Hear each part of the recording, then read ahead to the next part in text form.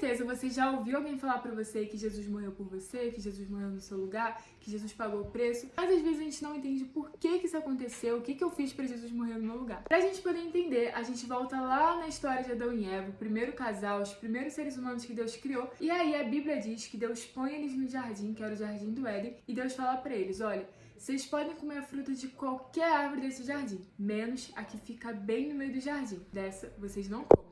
E a gente sabe o que aconteceu, né? Eva vai lá, enganada pela serpente, come a fruta, dá a fruta para não comer e os dois pecam contra Deus, porque a desobediência é um pecado contra Deus. E a Bíblia diz que o pecado entrou no mundo por meio de um só homem, que foi Adão, e consigo trouxe a morte. Porque a Bíblia diz que o salário do pecado, ou seja, a consequência do pecado, é a morte. E a Bíblia diz que todos pecaram e destituídos foram da glória de Deus, ou seja, todo mundo pecou. Eu pequei, você pecou, todos nós erramos, a gente sabe muito bem disso. E por conta disso, todos nós estávamos condenados a enfrentar essa consequência, a enfrentar isso que o pecado nos traz, que é a morte. E a gente sabe que nenhum ser humano tem poder de vencer a morte, que ninguém morreu e voltou para contar a história. Só que aí entra aquele famoso versículo de João 3,16 que diz: porque Deus amou o mundo de tal maneira que entregou o seu único filho para que todo aquele que nele crê não pereça, mas tenha vida eterna. Ou seja, a Bíblia diz que Deus amou o mundo de tal forma, de uma maneira tal, que não tem como medir,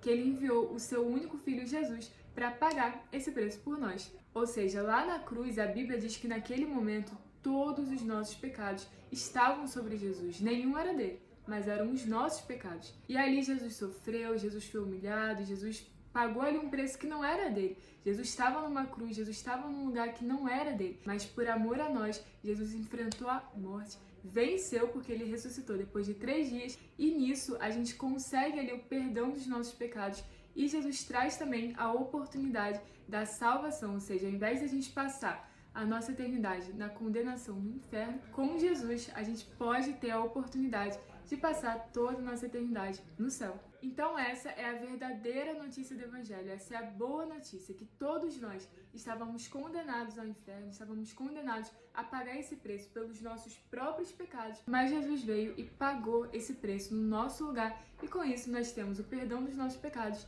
e a salvação eterna. E é por isso que as pessoas dizem que Jesus morreu por você.